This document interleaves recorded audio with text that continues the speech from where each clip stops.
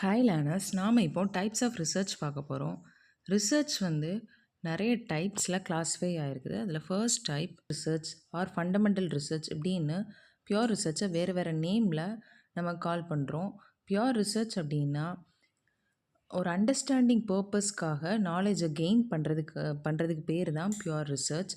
So ரொம்ப கஷ்டமான question எல்லாம் சால்வ் பண்ண முடியாத ப்ராப்ளம் அதுக்கெலாம் வந்து நியூ நாலேஜ் வந்து கெயின் பண்ணி அதை ப்ராக்டிக்கலாக இம்ப்ளிமெண்ட் பண்ணுறது தான் வந்து pure research. For example, Zoho company பொறுத்த வரைக்கும் ஒர்க் என்விரான்மெண்ட் வந்து டிஃப்ரெண்ட்டாக இருக்கும். அங்கே வந்து ஃபார்மல் ட்ரெஸ் கோட் அப்படின்றது கிடையாது. ஆஃபீஸ் டைமிங் அப்படின்றது ஒரு மித்த ஆஃபீஸில் இருக்கிற மாதிரி இந்த டைம் அப்படின்ற மாதிரி இருக்காது. ஆனால் ஒர்க் வந்து ஒரு பர்டிகுலர் டைம்குள்ளே அவங்க கம்ப்ளீட் பண்ணி முடிப்பாங்க. அது எப்படி நடக்குது? ஸோ இந்த அண்டர்ஸ்டாண்டிங்லாம் உங்களுக்கு எப்படி வந்தது அப்படின்றத நம்ம ஸ்டடி பண்ணோம் அப்படின்னா அது பேர் தான் பியோர் ரிசர்ச். ஸோ இன்னொரு எக்ஸாம்பிள் பார்க்கலாம். ரிசர்ச்சர் வந்து ப்ரொடக்ஷன் வந்து எப்படி இன்க்ரீஸ் ஆகுது, பீஸ் ரேட்னாலையா இல்லைனா வந்து நம்ம சேலரி கூட போனஸ் கொடுக்கறதுனாலையா அப்படின்ற மாதிரி ஸ்டடி பண்ணாங்கனாலுமே அது பியோர் ரிசர்ச் தான். ஸோ பியோர் ரிசர்ச் வந்து ஜென்ரலாக ஒரு ப்ராப்ளம் சால்விங் பேஸ்ட் ரிசர்ச் தான். எம்பிரிக்கல் ரிசர்ச் வந்து ப்ரைமரி டேட்டாவை தான் ரிலே பண்ணியிருக்கோம். அதாவது ப்ரைமரி டேட்டா அப்படின்னா ஃபர்ஸ்ட் ஹேண்ட் டேட்டா. ரிசர்ச்சர் அவராக போய் ஒரு இன்ஃபர்மேஷன் கலெக்ட் பண்ணுறதா நம்ம வந்து எம்பிரிக்கல் ரிசர்ச் அப்படின்னு நம்ம சொல்கிறோம். ஃபார் எக்ஸாம்பிள், நியூ ப்ராடக்ட் வந்து லான்ச் பண்ணுறாங்க ஒரு கம்பெனி.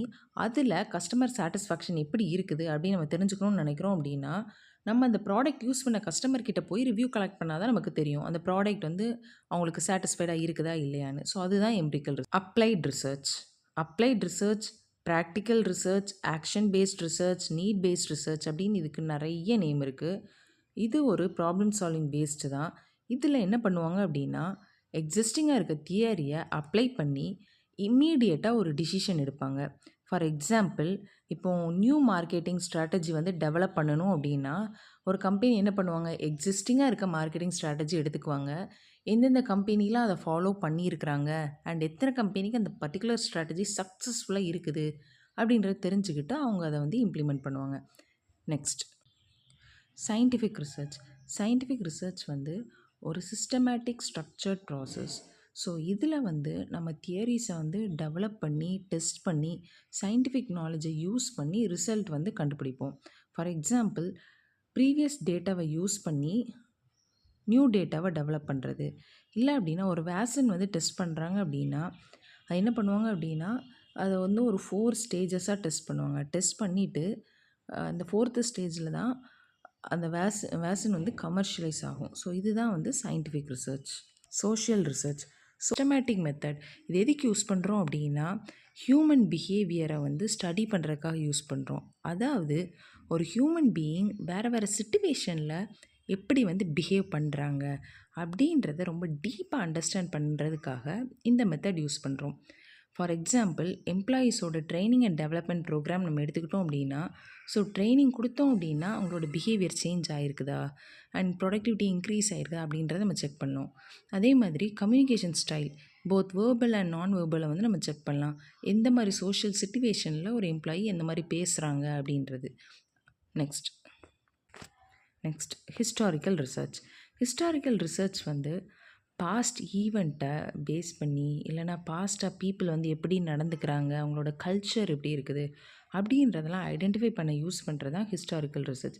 ஸோ இது வந்து ஜென்ரலாகவே பாஸ்ட்டாக இருக்கிற டேட்டாஸை ரிலே பண்ணி தான் இருக்குது. இப்போ நமக்கு பாஸ்ட்டாக இருக்க டேட்டாஸ் நிறைய இருந்தது அண்ட் ரிலேபிளாக இருக்குது அப்படின்னா இந்த பர்டிகுலர் ரிசர்ச் வந்து அப்ளிகபிள் பண்ணலாம்.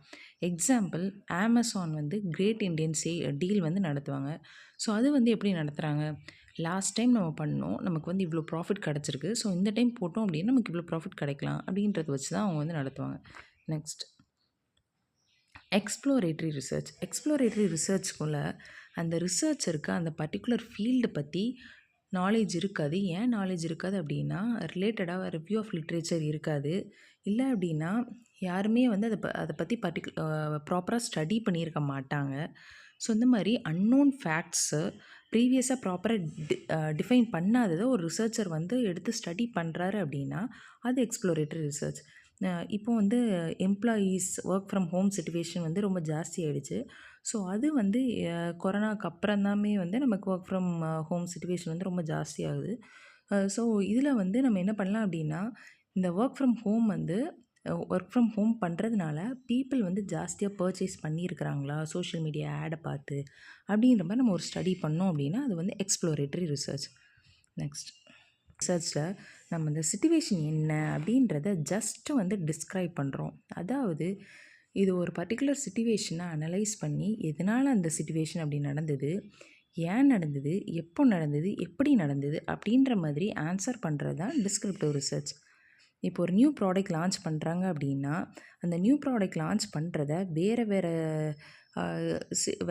வேறு ஹெட்டில் வந்து அனலைஸ் பண்ணுவாங்க. அதாவது இந்த ப்ராடக்ட் இந்த பீரியடில் நம்ம லான்ச் பண்ணோம் அப்படின்னா நமக்கு சேல்ஸ் எப்படி இருக்கும், அண்ட் இந்த நம்ம ப்ராடக்ட் லான்ச் பண்ணுறோம் அப்படின்னா காம்படிட்டர் ப்ராடக்ட் யாராவது லான்ச் பண்ணுறாங்களா அப்படின்ற மாதிரி நம்ம வேறு ஹெட்ஸில் அனலைஸ் பண்ணி ஒரு கன்க்ளூஷன் வர்றது தான் டிஸ்கிரிப்டிவ் ரிசர்ச்.